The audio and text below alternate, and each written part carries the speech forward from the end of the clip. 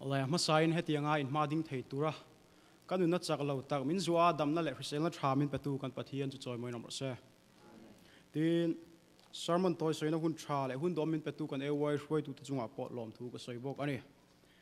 tuna kan ngai tu ho tu le kan thu pui ta na karon thlan chu chu I Vanglai Hian Siamtu Hrereng Rawh ti ni voina kan chang han tu lo chiarang thuril tu bung som pan hi chang khat I Vanglai Hian Siamtu chu hrerengang che hun thalo tar chiat hun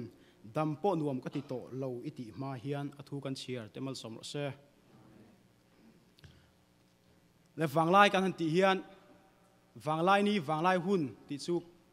atam jok chon kan hrathiam thawin ka ringa no pang chu soilo huitling le thalai te chon kan hrathiam thawin ka ring Vanglai hun kan ti hian kan that ber hun lai kan chak ber hun lai ania mi hring nia he khovela kan lo pian chua hian Vanglai ni that lai ber hun mang liam to te an oma mang chho mek le la mang mek te po kan om boka tin hun lo la kal le tura run la mang chho tur te po an la om bok ani tin kan Vanglai hun hi poimo ema tuna hian thalai he ko thana thalai te po hian kan mang chho mek ania he kan Vanglai a kan thil ti le kan thutluk na siam te kan nung chang te hian kan mahun local tura thui tak thu asila thu asoi ani te thalai te kan poimo a khoi huna po omila thalai te kan in lung ruala kan in pum atla chuan kan mala ka chaka thileng kim kan ti poin a kan chak em kan het em ani chu Siamtu pathian hen la ro khrechiang hle a kan Vanglai kan that ber hun lai hi atana hlan turin min soma min kawa a big tingin thalai te atana na thok tur hian min phun na sale zual ani kan ayu pa kan pile pu kan nu le kan pa te tuna cha kin le rongbol pathian rongbol cha kin in pema se keini a in timayang keini a in an thok tam thei to lo a chan chu an Vanglai hun aliam to tuna keini thang thar te kan lo thang thara he kanon thang liana Vanglai hun kan mang chho mek kan ko rani van nei kan tia member tlem te zinga thalai he ti za mai kan mom hi ko rani don pathian he tangmal som na ni in ka hiani chuwang chon thalai te kan in pum khada nga ya pathian tan kan in pek angai ni amaro chu pathian rong bo tur chuan eiting e zon le nu lo ti thalai ten han thu chap phek som ni na pathian rong bo tur le an thok tura in pe thalai te chuan an thin lunga Krista laltir ma support ro se alo ti ani kan hrathiam thawin ka ring pian tharna le har tharna tak chang si lo tharau thiang lim om puina le chen chil la chang si lo wa rong bol ve rengot te piang thar si lo wa piang tharanga om te he hian kong ro engma anei lo ni chu wang chon thalai te kan in an chian angai he khovela thalai tam takan oma a then ta chu zule samhuna chengin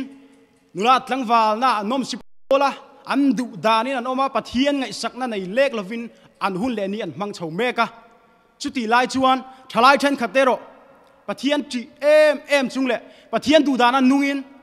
hun an mang chho meka ni ka thalai pui du tak voina hian khoi din huna chuan nge nang hi lo om vele du thanna ila siam thei pathian in inun na ala pot seya thenga ila dam te hi pathian in ichunga zangai na lan tira hun tha la siam sak cheni kan Vanglai hun reidon lo mi hring nun toizia kan thria he ko vela chian rap thak tak te lo thenga thina ten mi hring nun ala chho mek zela mun tin kil tin ram tina in do tu thang te kan thria tram na sa tak te tla in nat na khi tak te an tok chho mek ani kan community nge apo kan ko han chu nge apo chiat na thi thut na alo thleng ta hian thalai te min ti har se ka tingot mai mihring nun na hi engma ani lo zia le kan dun na chunga hian thu kan nei lo zia hi atar lang le zualin ka ria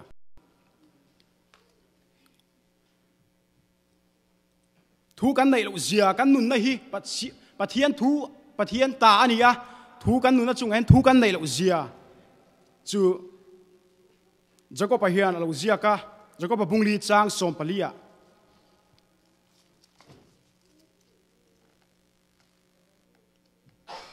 lo chiarang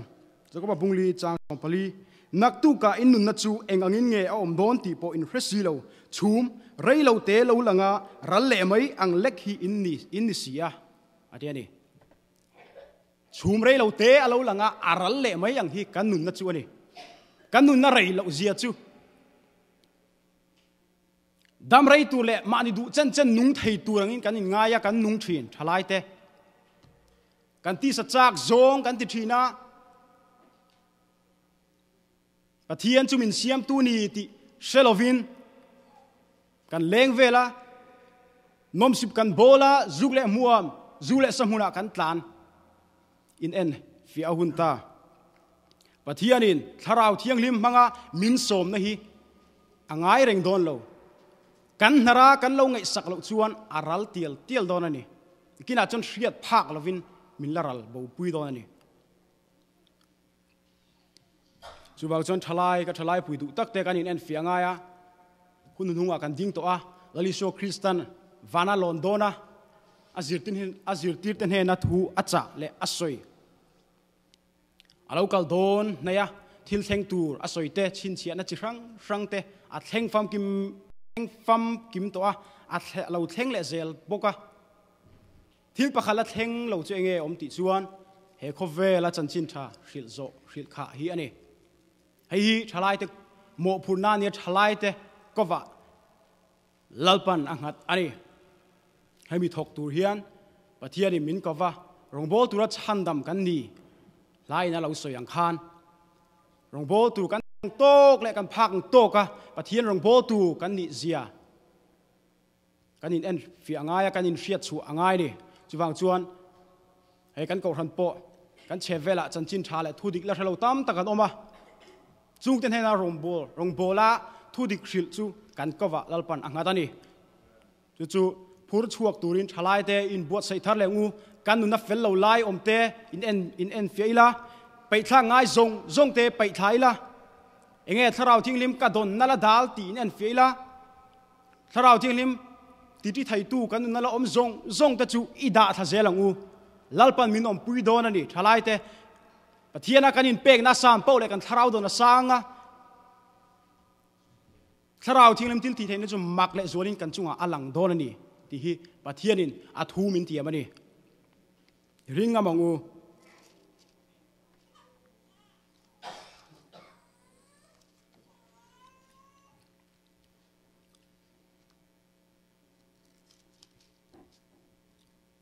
la val sailo la acting e lo ti thang thar hai hi riala Krista tello mangai partlan lim tluan anom lo ve thang thar hai hi riala Krista tello nu chen tu an om ngai lo lung chirin an aw tran pui turin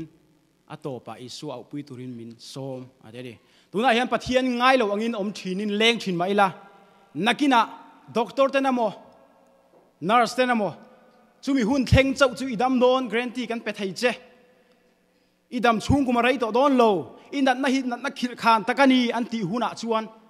mana kan au pai to lo a ming po kan lam that pai to lo lali suwa kha kan lam le don tho ti Christian tanuna chun alang chiang hle ni kal to tele kan ma mi te kan pi le pu kan nu le kan pa ten na tangin zirtur tam tak kan ria kan hu ani chuwang chon tu ni a hun lai di isai bu songa panga chang ruka